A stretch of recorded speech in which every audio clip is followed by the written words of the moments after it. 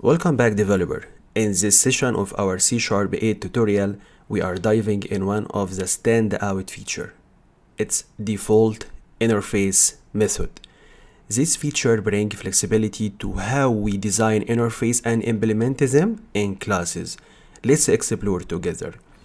As basically the official definition for what are default interface method, in earlier versions of C#, interface could only declare methods without any implementation.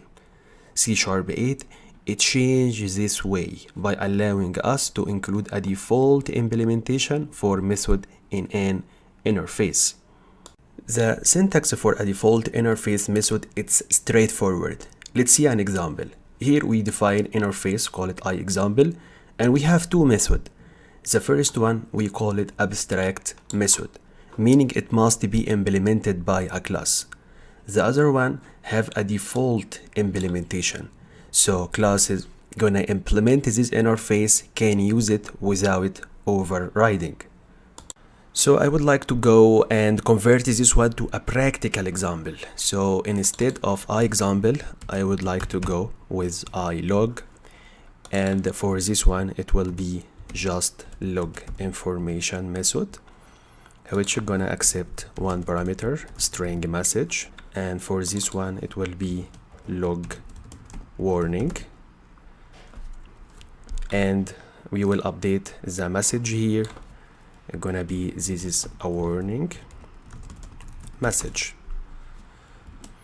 and I would like to go and implement this interface by say public class. In our case we can call it console logger, which you're gonna implement iLog, and here have a look about this small issue. If you're gonna click on this one, you can see here he just asks you to go and implement the abstract method, in our case log information. So you are required to only implement this one as long as the other one have a default implementation.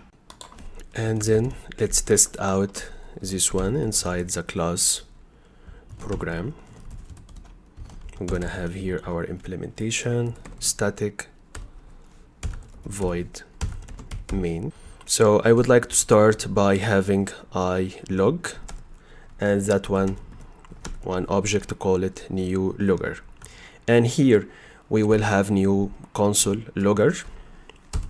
So the first one, the logger object dot log information application started, and second one logger is gonna be log warning disk space is low.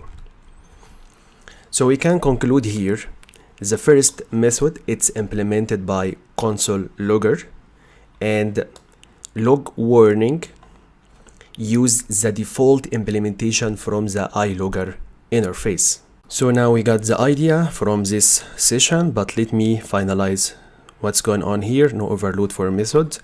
Yes, we want to go and provide the implementation for log information, which is gonna be console.